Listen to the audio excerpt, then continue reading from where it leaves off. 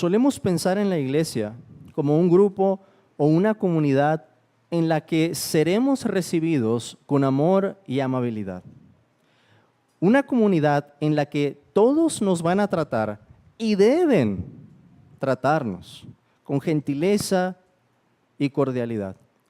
Y no son pocos los que juzgan a una iglesia únicamente por esos criterios. No son pocos los que visitan una iglesia cristiana y quizás porque no tuvieron la atención que deberían tener, quizás porque no los saludaron bien, quizás porque alguien les hizo una mala cara, ya no vuelven a ir a esa iglesia. Porque el criterio en el que están pensando es simplemente ese. Quiero ver personas cordiales y amables. Muchos quieren una iglesia a la carta, como si fuera un restaurante, un servicio por el que ellos pagan. Se sienten acreedores de la mejor atención y si no la hay, lo reclaman como si existiera un departamento de atención al cliente. Es que aquí no me trataron bien. Hermanos, no me malentiendan. En nuestra iglesia debemos cultivar un espíritu amoroso, cordial y humilde. Somos la sal y la luz del mundo. Y siendo así, esto tiene que tener alguna clase de manifestación en nuestras reuniones. Una manifestación de que somos distintos, somos diferentes. Sin embargo, no podemos separar el amor de la verdad y de la pureza. El amor, la gentileza y la cordialidad no pueden ser los únicos criterios con los que pensamos en la iglesia. Si esas fueran las únicas cosas que la distinguen, ¿en qué sería diferente la iglesia de un club social o de una asociación humana? Como lo he escuchado en la radio, el club de los optimistas. A lo mejor ustedes han escuchado también ese mismo anuncio, únete a los optimistas. Me parece, hermanos, yo no conozco el grupo, ¿verdad? Ni estoy hablando mal o bien de ellos. Pero me parece que por el tipo de temática que manejan, si uno va, supongo que ha de ser recibido de manera muy cordial, de manera amable, quizá de manera muy alegre. ¿Qué haría diferente a la iglesia si eso es así? El apóstol Pablo en este capítulo nos demuestra, tanto con sus palabras como con sus actos, que una característica fundamental de las iglesias de Cristo es la pureza moral, la pureza de vida. Esa sí es una de las marcas fundamentales que distingue a una iglesia cristiana. Esto es verdad a tal grado que si uno de sus miembros está viviendo con una conducta evidentemente contraria a la fe cristiana y no quiere arrepentirse, debe ser expulsado de la iglesia. Esta es una de las razones por las que tenemos membresía en esta iglesia. El Señor Jesucristo en Mateo capítulo 18 nos dice que el último paso en la disciplina de la iglesia es: dilo a la iglesia. Si no tuviéramos membresía en esta iglesia, ¿a quién le diríamos? Pues a todo el mundo, a todos los que nos visitan, lo sacaríamos también por el video en la transmisión, todos se enterarían de fulanito y el pecado que cometió. Eso no parece congruente. Y por eso es que Pablo distingue entre los que están dentro y los que están fuera. Pablo está pensando en función de un grupo que ha acordado caminar en unidad, que ha acordado caminar en obediencia. Esa es una de las razones por las que mantenemos en esta iglesia una membresía. Pero eso era un paréntesis. Pablo dice, con el tal ni aún comáis. ¿Nos parecen fuertes esas palabras? La voluntad de Cristo para su iglesia es que sea santa y pura. Luego, si queremos hacer las cosas a la manera de Dios, tiene que haber un lugar para la expulsión de algún miembro cuando esto sea necesario. Y con ello, hermanos, estamos incluyendo, por supuesto, a un pastor. El criterio aplica de la misma manera. el pastor también es un miembro y está sujeto al mismo estándar moral. Esto es lo que llamamos comúnmente la disciplina de la iglesia o la disciplina eclesiástica, o particularmente en lo que ocurre en 1 Corintios capítulo 5, le llamamos a eso excomunión o excomulgar o expulsar a una persona. La palabra excomunión significa simplemente que esa persona va a ser quitada de la comunión, quitada de esa comunidad. Ya no va a ser reconocida como parte de esa comunidad. En las palabras de Cristo en Mateo 18, es llegar a tratar a alguien que había sido miembro de la iglesia como gentil y publicano, cortándolo de esa comunión, como si no fuera creyente en realidad. Ahora, hemos leído, hermanos, del versículo 1 al 13, pero quiero explicarles lo que vamos a hacer en esta prédica y en las siguientes, porque aunque el capítulo es breve, hay mucho aquí que tenemos que ver. Mi primer mensaje, va a ser el de hoy, se va a abocar sobre todo a la disciplina y la pureza de la iglesia. Entonces ustedes van a ver que me voy a brincar unos versículos. En el segundo mensaje, el próximo domingo, primero Dios, vamos a hablar de Cristo nuestra Pascua. ¿Cómo es que Cristo es nuestra Pascua? ¿A qué se refiere el apóstol Pablo con eso? Y en un tercer mensaje en este capítulo, vamos a ver qué instrucciones nos da el apóstol Pablo para relacionarnos con los de afuera, con los que no forman parte de la iglesia. Veamos entonces, hermanos, en esta ocasión, la disciplina y la pureza de la iglesia. Vamos a dividir el pasaje en 3 puntos. Primero, Pablo identifica al pecador. Ese va a ser el primer punto. Pablo identifica al pecador, versículos 1 y 2. En segundo lugar, Pablo juzga al pecador, versículos 3 al 6. Pablo juzga al pecador. Y por último, vamos a ver que Pablo expulsa al pecador. Pablo expulsa al pecador, versículos 12 y 13. Pablo identifica al pecador, Pablo juzga al pecador y Pablo expulsa al pecador. Veamos entonces la primera parte. Pablo comienza con estas palabras: de cierto se oye que hay entre vosotros fornicación.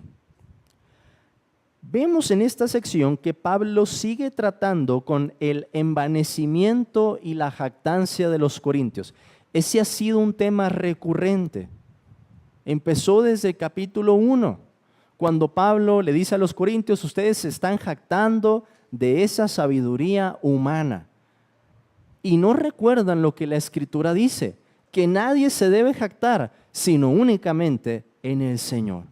El único motivo para gloriarse, la única persona en que debemos jactarnos, gloriarnos, es en Dios, hablando bien de Él, presumiendo el Dios que tenemos. Y antes de visitarlos, hermanos, eso nos lo había dicho Pablo en el capítulo pasado, que él tenía la intención de visitarlos pronto. Pablo tenía que tratar con esta cuestión. Piensa en el tiempo que tomaría desde que Pablo había escuchado el informe de los hermanos de Cloé. Pablo está pasando esto y esto y esto en la iglesia de Corinto. Hasta que la carta de Pablo, ¿verdad?, enviada otra vez de regreso, llegara hasta su punto. Días, meses, muy probablemente. Pero Pablo ve esto como una cuestión urgente. Hay otras cosas que podían esperar y que el apóstol arreglaría cuando llegara, pero esto no podía esperar más. Tenía que tratarse. Y por eso Pablo decide tratarlo en este punto. El apóstol había dicho: ¿iré a vosotros con vara o con amor y espíritu de mansedumbre? Pues para llegar con amor en ese momento, había que sacar a este hombre que debía de ser tratado con vara de inmediato, de la forma drástica, de la forma más severa, de la forma más urgente posible. Y es que, hermanos, un concepto renovado de la iglesia, como hemos visto que el apóstol lo ha presentado, trae consigo implicaciones prácticas. Hay una razón por la que el apóstol no comenzó con este tema. ¿Qué hubiera pasado si el capítulo 5 lo hubiera colocado en el capítulo 1? No hubiera habido lugar para que el apóstol explicara qué es la iglesia. Recuerden que el apóstol nos ha dicho que la iglesia es como un campo, la iglesia es como un edificio, la iglesia es como un templo. Pablo nos ha dicho cuál es el lugar que ocupan sus líderes en la iglesia, servidores de Cristo, administradores de los misterios de Dios. Y una vez que nos ha explicado todo eso, ahora sí, procede a tratar con la implicación práctica. Y Pablo dice, a mí me llegó el informe de que hay una persona allí con un serio problema. ¿Cuál era el pecado en cuestión? Pablo dice, de cierto se oye que hay entre vosotros fornicación. Y la palabra fornicación, hermanos, tiene un rango amplio. Abarca diferentes tipos de inmoralidad sexual. La palabra que encontramos traducida como fornicación aquí abarca muchos pecados. Pero Pablo nos dice cuál era la gravedad de este pecado en específico. Pablo dice, cual ni aún se nombra entre los gentiles. Es decir, no es cualquier tipo de inmoralidad, es una inmoralidad tan grande, está diciendo el apóstol, que incluso entre los paganos, los que no conocen a Dios ni tienen su palabra, esto es algo que se desaprueba, es algo que se rechaza, es algo que está mal visto. Y Pablo está diciendo a los corintios que ellos no lo estaban viendo así. ¿Cuál es el modo de este pecado? Tanto, dice el apóstol, que alguno tiene la mujer de su padre, su madrastra, en otras palabras. Este hombre mantenía una relación inmoral, una relación ilícita. Esto es algo que viene en el Antiguo Testamento, pero Pablo está reconociendo que no es solo algo del Antiguo Testamento, es algo que incluso los paganos reconocen, que esa relación era ilícita, no era legítima, no tenía razón de ser. ¿Cuál es el diagnóstico que hace Pablo de esa situación? ¿Por qué razón no lo habían expulsado si era un pecado tan evidente, tan grave, tan escandaloso? Versículo 2. Pablo dice, vosotros estáis envanecidos. Pablo dice, están envanecidos. Su orgullo, su arrogancia, su soberbia los tiene cegados a la gravedad del pecado. Lo están tolerando. La respuesta correcta, nos dice el apóstol, sería que se hubieran entristecido. Pregunta Pablo, ¿no debierais más bien haberos lamentado para que fuese quitado de en medio de vosotros el que cometió tal acción? ¿Se fijan qué diferente era la respuesta que tenían los corintios? Debían estarse lamentando. Eso hubiera sido lo correcto, pero estaban envanecidos, estaban crecidos, pensando que estaban bien, que eran sabios, que estaban reinando, como lo dijo el apóstol Pablo hablando con ironía en el capítulo anterior. ¿Qué les iba a enseñar al apóstol? ¿Qué importaba si ese hombre por ahí tenía a la mujer de su padre? ¿Cuál es el diagnóstico? Pablo dice, envanecimiento. Es por eso que no logran ver la gravedad de ese pecado. Pablo identifica entonces al pecador. Pero ¿qué hace a continuación, hermanos? Pablo juzga al pecador. Vamos al segundo punto. Pablo juzga al pecador. Dice el versículo 3, ciertamente yo, como ausente en cuerpo, pero presente en espíritu, ya como presente he juzgado al que tal cosa ha hecho. Pablo nos está diciendo con esto que se requería de una medida inmediata. Y piensen en el corazón del apóstol, diciendo, pasaron meses para que llegara esta carta. Y pensar que muy probablemente aquel hombre sigue haciendo lo mismo. cuando llegue la carta de regreso. Meses. Pablo nos informa cuál era su pensamiento acerca de esto, cuál era su instrucción y su voluntad. El apóstol nos dice, yo no puedo estar ahí presente con ustedes en este momento físicamente, pero quiero que sepan bien claro qué es lo que pienso de esta situación y qué es lo que quiero que ustedes hagan. Pablo dice, ya como presente he juzgado al que tal cosa ha hecho.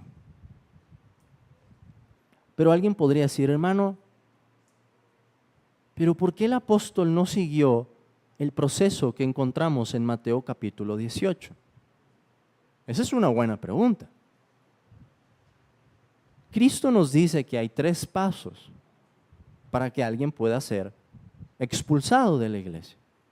Tiene que haber una amonestación a solas, tiene que haber una amonestación con testigos y tiene que haber un anuncio público a la iglesia, una amonestación de parte de la iglesia.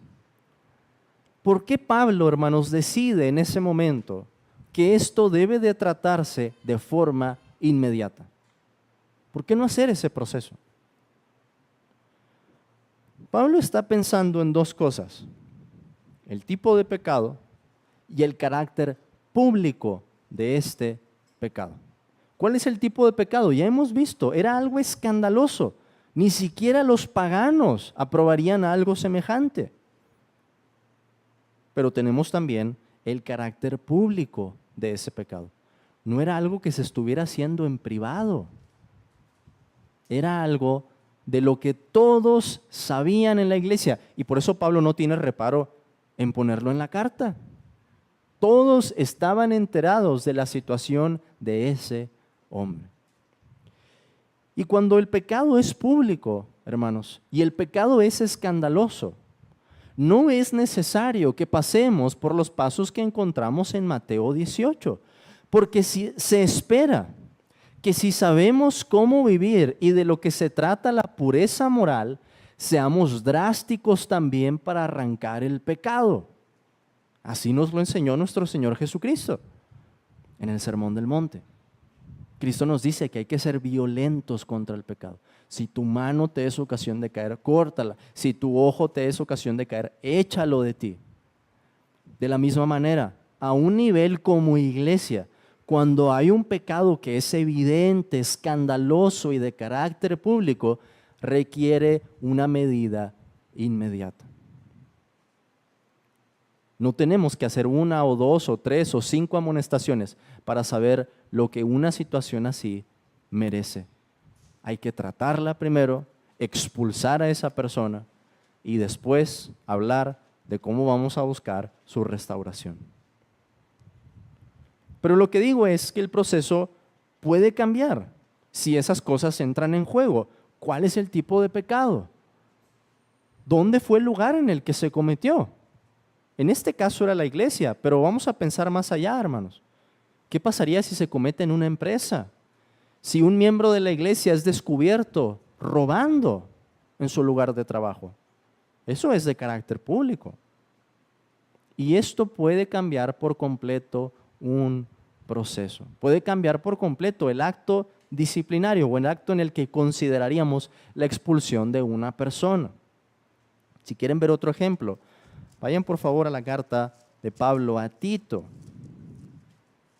La carta de Pablo a Tito, capítulo 3,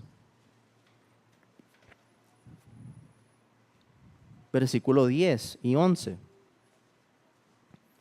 Pablo le dice así a Tito: al hombre que cause divisiones, después de una y otra amonestación, deséchalo, sabiendo que el tal se ha pervertido y peca y está condenado por su propio juicio.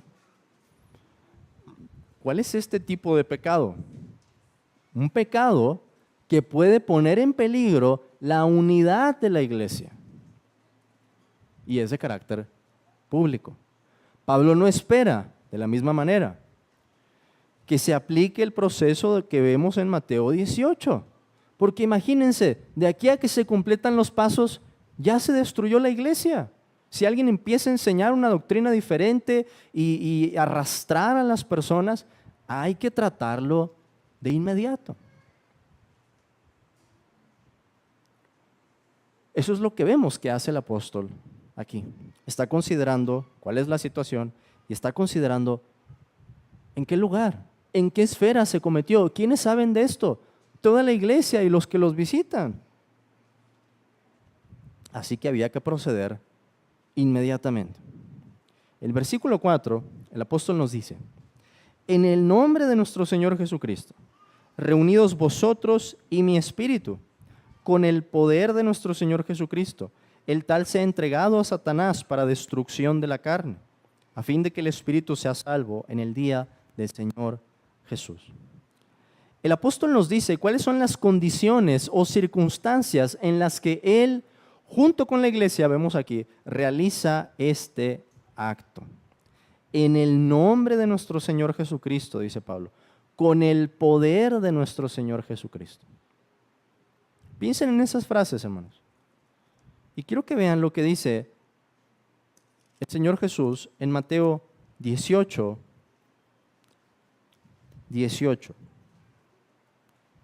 Mateo 18. Cristo dice esto, justo al final de ese proceso. De cierto os digo que todo lo que atéis en la tierra será atado en el cielo, y todo lo que desatéis en la tierra será desatado en el cielo. Ese es el poder de nuestro Señor Jesucristo. Versículo 19, otra vez os digo, que si dos de vosotros se pusieren de acuerdo en la tierra acerca de cualquiera cosa que pidieren, les será hecho por mi Padre que está en los cielos. Porque donde están 2 o 3 congregados en mi nombre, allí estoy yo en medio de ellos. Esto es, hermanos, en lo que el apóstol está pensando, que en el momento en que se va a expulsar a esta persona, lo que posibilita ese acto es la presencia de Cristo y el poder de Cristo.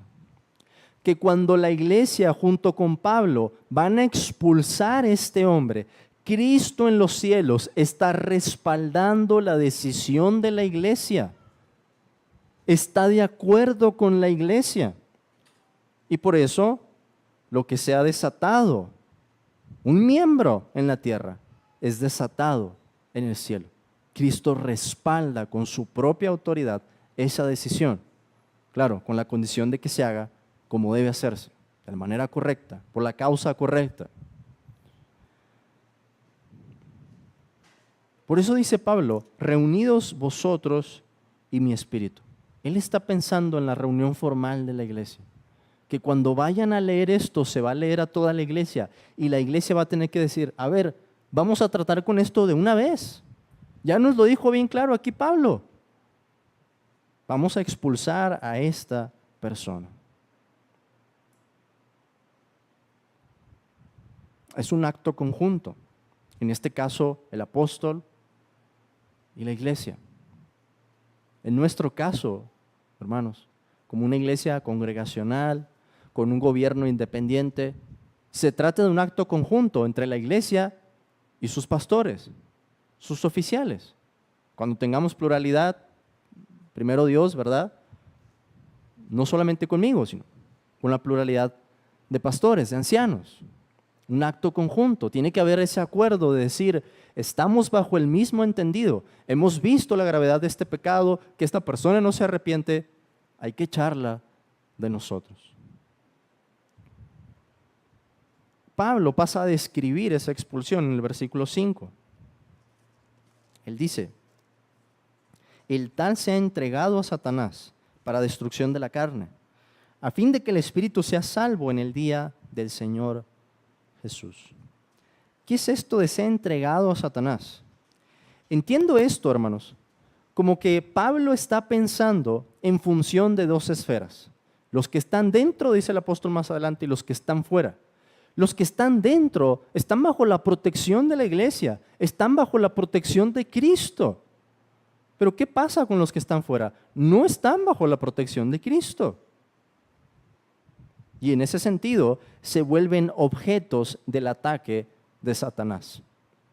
Como lo dice el apóstol Juan en su primera carta, el mundo entero está bajo el maligno. Quedan expuestos a esa esfera. Pero ¿cuál es el propósito que nos da Pablo aquí? Este es uno de los propósitos de la disciplina. Él dice, para destrucción de la carne, a fin de que el espíritu sea salvo en el día del Señor Jesús. Pablo, hermanos, está deseando la salvación de aquel hombre. Aún si éste tenía que pasar por los peores ataques y ver la miseria en la que se encontraba para reconocer su error. Pablo no quería la destrucción de este hombre, pero la medida necesaria para que él entrara en razón era expulsarlo en ese momento. Si quisiéramos verlo así, es el deseo de que el hijo viva como pródigo para que regrese al fin. Ahora, no había una seguridad de que esto fuera a pasar así. Y nosotros no tenemos una garantía de que los que sean expulsados de una iglesia local vayan a regresar. Pero ese es el deseo. Y ese es uno de los propósitos de la disciplina de la iglesia. Que esa persona entre en razón y se arrepienta y sea salvo. Y no lo contrario, que persiga ese camino y termine en la destrucción eterna. Eso es lo que está en juego, según el apóstol. Imagínense, hermanos, a un soldado que está coqueteando con el ejército enemigo y lo que éste le ofrece, pensando en traicionar a su patria, a su familia, a la causa que ha decidido tomar. Y después, cuando es descubierto, es entregado por uno de sus superiores y por sus compañeros al ejército enemigo para ver si así aprende la lección.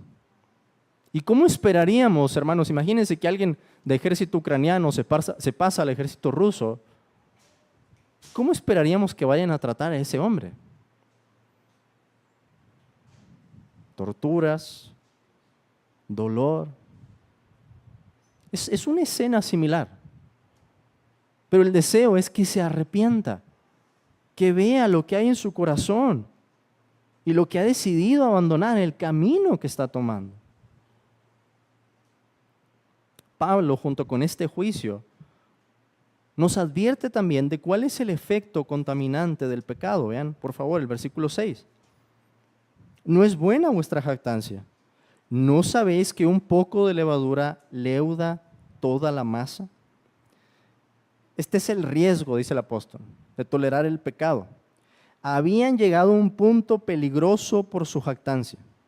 No es que no hubieran actuado por temor o porque querían ser muy amorosos, estaban tolerando el pecado por orgullo, por orgullo. ¿Y con qué compara Pablo el efecto que eso tendría? La levadura sobre el pan. Aunque la levadura sea muy pequeña, aunque su cantidad sea mínima, si uno lo echa sobre la masa, se va a multiplicar. Esa es la analogía que el apóstol nos da. Y ese que está funcionando como la levadura aquí, es el miembro que estaba con su madrastra. ¿Qué pasa si uno comienza a tolerar el pecado en la iglesia? ¿Qué hubiera pasado en Corinto si no lo expulsaban? Después ya se iba a probar cualquier práctica. Si se estaba tolerando algo que ni entre los paganos se aprueba, quién sabe dónde hubieran terminado. El agente leudante en ese momento era aquel hombre fornicario. Y el efecto que tendría es que contaminaría a toda la iglesia, contaminaría el entendimiento de los demás creyentes y terminaría por contaminar la conducta de los demás. Y este, hermanos, es un segundo propósito de la disciplina en la iglesia. En resumen, la pureza. La pureza. Y de hecho podemos decir que este está por encima del propósito de que un hermano sea restaurado, porque de eso no tenemos seguridad. pero de la pureza sí podemos tener certeza de que la hay. Dos propósitos llevamos en la disciplina de la iglesia: la pureza de la iglesia y, en otro lugar, la restauración de esta persona. Es el deseo, al menos, cuando se expulsa a un miembro, que se arrepienta y regrese. Pero si no se da, de todas maneras estamos obedeciendo a Dios por mantener la pureza de la iglesia. Por eso digo que ese está por encima. En tercer lugar, hermanos, Pablo procede a expulsar al pecador. Hemos visto que Pablo identifica al pecador, que Pablo lo ha juzgado ya y que Pablo ahora procede a expulsarlo. Aunque más propiamente podríamos decir, Pablo lo expulsa junto con la iglesia. Porque si la iglesia no hacía nada, las cosas se iban a quedar como estaban. Pablo nos dice, vamos al versículo 12, vamos a brincarnos al versículo 12, porque ¿qué razón tendría yo para juzgar a los que están fuera? ¿No juzgáis vosotros a los que están dentro? Porque a los que están fuera Dios juzgará. Quitad pues a ese perverso de entre vosotros. Pablo dice que él no tiene razón alguna para juzgar a los que están fuera. Y esto quiere decir que Pablo no iba a emitir un juicio acerca de ellos. Ya sabemos cómo andan. Están en el mundo, viven muertos en sus pecados. Pero acerca de este hombre que estaba dentro de la iglesia, era necesario que ejercieran su discernimiento y emitieran un juicio de valor. A los que son creyentes, los que están dentro de la iglesia. Pablo esperaba que ellos juzgaran a los que forman parte de la iglesia. ¿Y en qué consiste ese juicio? Consiste en que los miembros de la iglesia local puedan avalar el testimonio de un hermano o una hermana o ponerlo en duda si está viviendo de forma contraria. Ese es el juicio que se da dentro de una iglesia. ¿Es esto que el hermano está haciendo o pensando algo que pone en duda su testimonio por el tipo de cosa que es, por la manera en que lo está abrazando, por el carácter que esto tiene, si es público o privado, por las consecuencias que hay en ese acto? Hermanos, 10,000 cosas que tienen que juzgarse a la vez para pensar en esto. Por eso creo que uno de los temas más difíciles en la vida de una iglesia es tomar una decisión como esta: expulsar a uno de sus miembros. Son muchísimas cosas las que tienen que entrar en consideración y la responsabilidad es bien grande. No significa que busquemos perfección, si no, no habría iglesia, pero significa que buscamos congruencia. El hermano pecó, se arrepintió, cambió de rumbo. El hermano pecó, no se arrepintió, lo amonestamos. No se arrepintió, lo volvemos a amonestar. Lo amonestamos 10 veces con testigos y no se arrepintió. Lo removemos. ¿Cuál es el mandamiento de Pablo aquí? Quiten, modo imperativo, quiten, expulsen, remuevan pues a ese perverso de entre ustedes. Expúlsenlo de la comunión de la iglesia. Era un acto del que la iglesia en Corinto entonces era responsable. Por eso creemos como iglesia que para hacer un acto disciplinario se requiere la acción conjunta de los pastores y de la iglesia. ¿Y por qué recalco eso? Porque hay iglesias en las que solo los pastores toman la decisión. Y ellos deciden si lo avisan a la iglesia después y qué tanto le van a decir.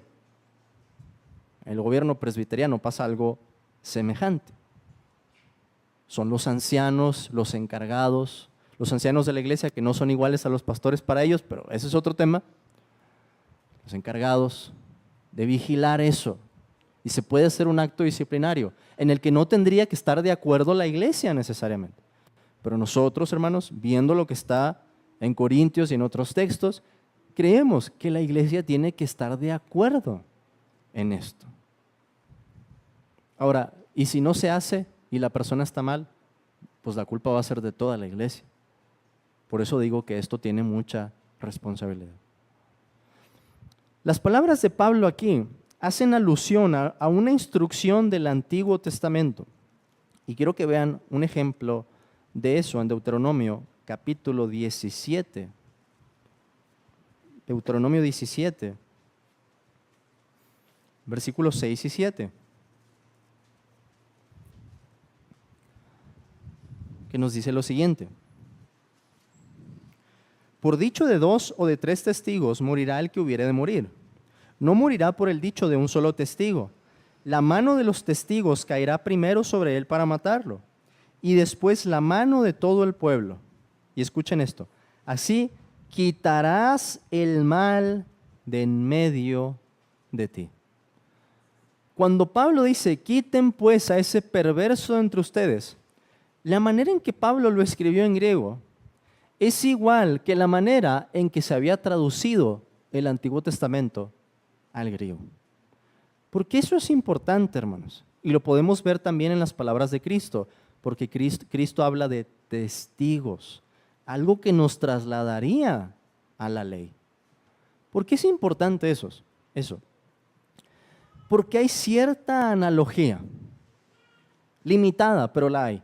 Así como Israel debía quitar, expulsar el mal de la congregación, piensen por ejemplo en Acán, cuando él toma del anatema en el libro de Josué y Dios manda, ¿verdad?, la pena capital sobre él.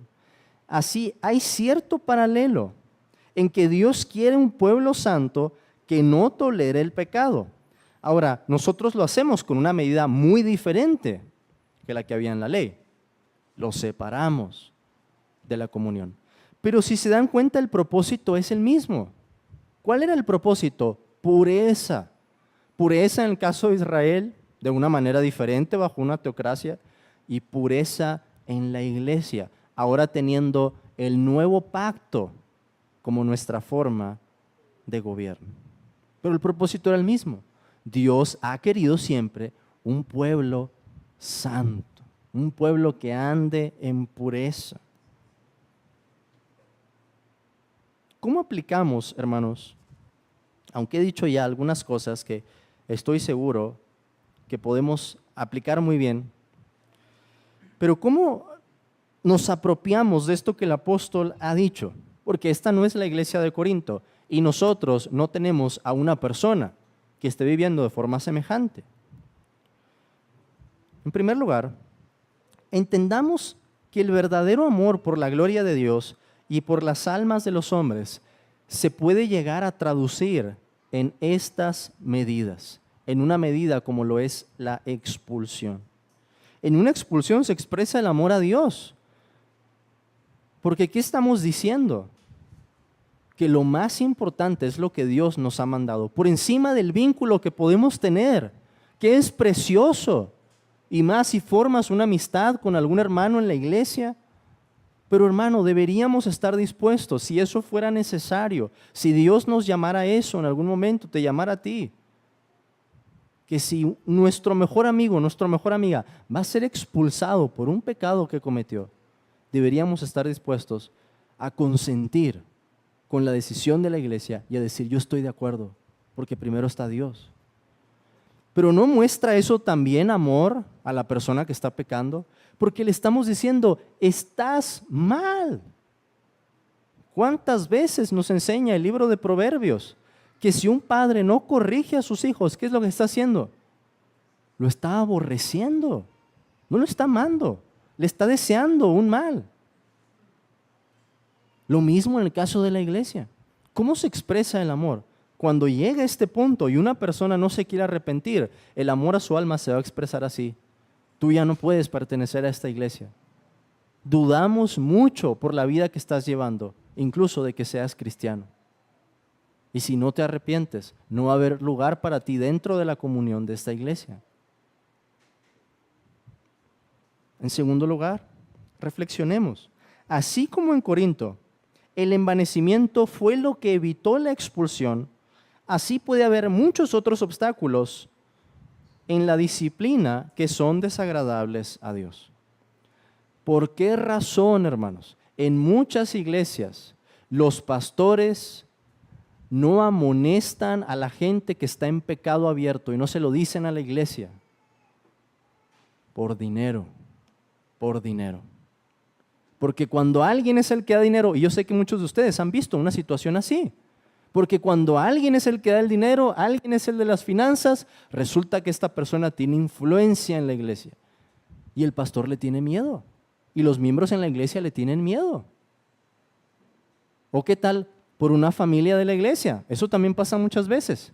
Una especie de dinastía que se ha formado en la iglesia, una familia tiene a su nombre local, una familia toma las decisiones en la iglesia. Hay muchas maneras y obstáculos que puede haber, hermanos, para que esto no se realice. El temor a los hombres, la normalización de algún pecado. Pues es que todos están en lo mismo, ¿cuál es el problema? ¿Verdad? Un concepto pobre de la santidad de Dios. ¿Qué dice el Señor? Sed santos porque yo soy santo. Y si no entendemos bien eso, no vamos a entender que Dios quiere santidad en su pueblo. Ahora, eso por un lado. Puede haber muchos obstáculos en eso y debemos evitar que pase algo así con nosotros. Pero quiero decir por otro lado, hermanos, en tercer lugar, que la iglesia nunca será perfecta aquí y ahora. Y esto es algo que nos recuerda el pasaje. La iglesia nunca será perfecta aquí y ahora. Si las iglesias que estaban bajo la predicación apostólica, hermanos, Apolos predicó en esa iglesia.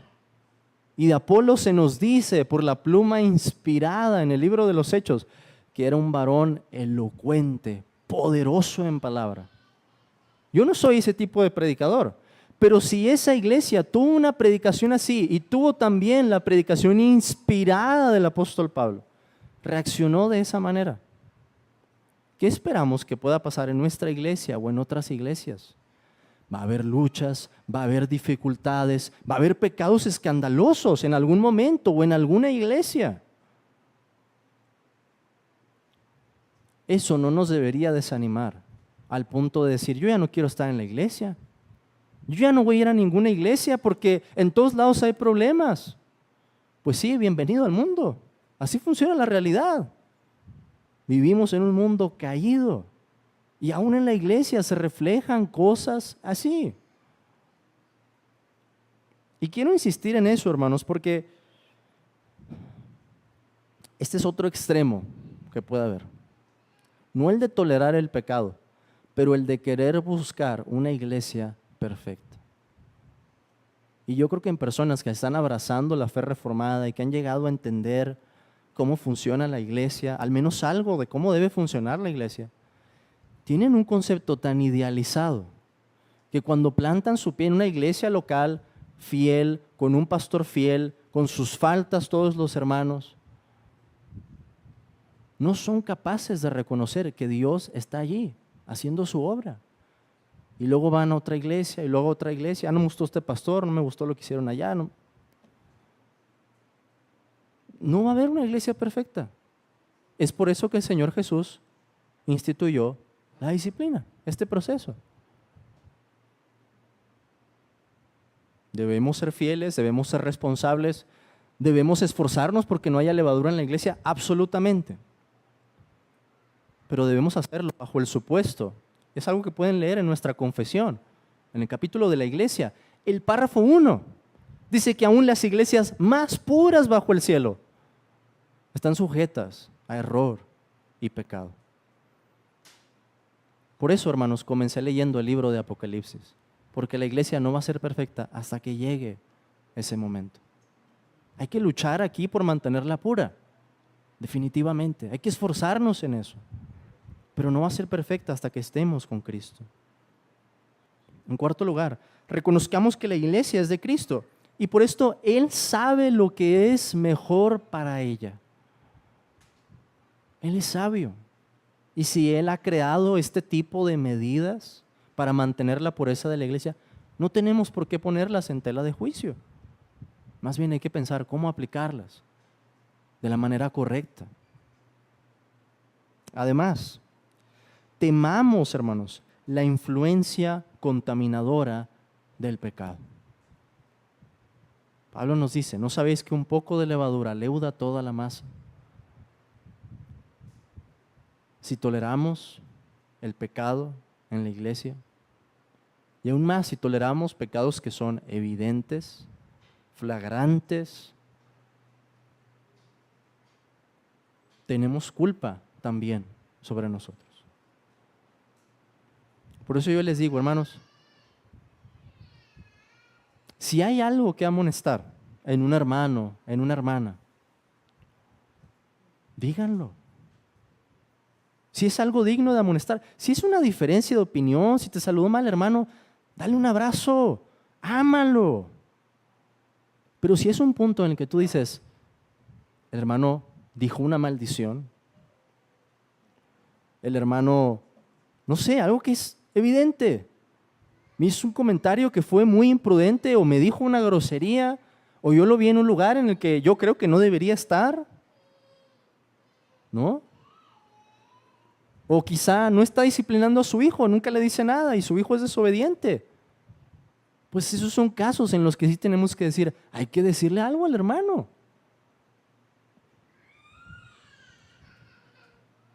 Veamos, hermanos, el privilegio que tenemos como iglesia. Pablo esperaba que Corinto tomara esa decisión. Imagínense el peso que hemos recibido nosotros que creemos que como iglesia tenemos un ejercicio sobre las llaves del reino, conforme a la instrucción que Cristo dio. El emitir un juicio, hermanos, con el que Cristo y las huestes celestiales concuerdan, con el que están de acuerdo, con el que avalan, que Cristo está sancionando y diciendo, esta es mi voluntad, están haciendo bien, hijos míos. ¿Se imaginan esa responsabilidad? Esa es la responsabilidad que tenemos como iglesia, precisamente. Y por último, hermanos, para terminar, recordemos que Cristo murió y resucitó para rescatar y lavar una novia que fuese santa para Él. Si lo vemos bajo esa óptica, el día que tengamos que tomar una decisión como esa, no queremos hacerlo, ¿verdad? No deseamos que pase algo semejante. Y yo sé que en la historia de esta iglesia, algunos de los que están aquí han tenido que dar su voto en ese momento y decir, yo estoy de acuerdo con que expulsemos a fulanito. Pero para que el día, hermanos, en que eso pase, si Dios así nos llama a ello, podamos verlo de una manera más clara. Pensemos en esa analogía que la Biblia nos da. Cristo vino por una esposa. Cristo vino a lavarla, Cristo vino a limpiarla, Cristo vino a rescatarla. Cristo quiere una novia que se entregue en esa pureza.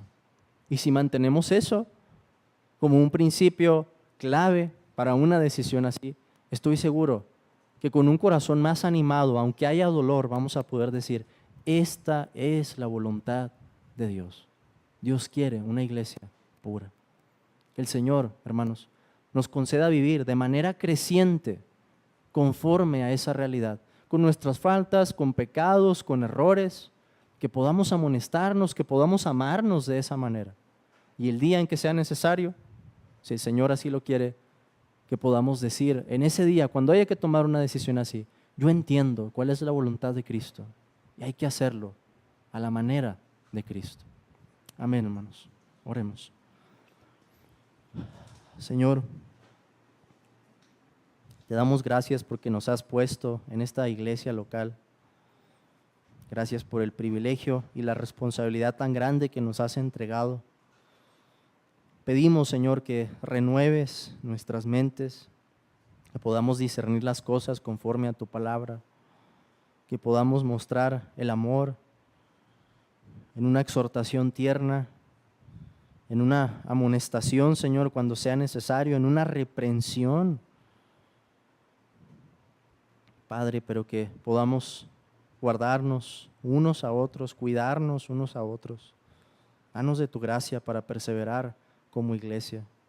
Señor, y aún te pido que si hay alguien aquí, Padre, entre los miembros, entre nosotros, que esté escondiendo algún pecado, que merezca una medida semejante, que tú lo muestres, Señor, y nos des luz para proceder siempre conforme a tu voluntad.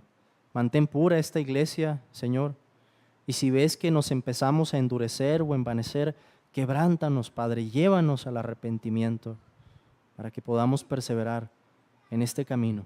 Y te pedimos, Señor, también que atraigas a los que están fuera, que ellos vean la hermosura de Cristo y el amor, Señor, que hay entre nosotros, la esfera, Padre, diferente en la que podemos vivir en tu presencia, en ese gozo, en esa paz. Atráelos, Señor, a nosotros, que deseen, los que aún no te conocen, conocerte y ser miembros de esta iglesia y servirte. Pedimos también, Señor, que tú bendigas estos elementos que vamos a tomar, que bendigas el pan y bendigas la copa, y que nos permitas pensar en el sacrificio de nuestro Señor Jesucristo, en esa sangre derramada para el perdón de nuestros pecados, y en que como iglesia, Señor, podemos participar juntos como un cuerpo de esta ordenanza.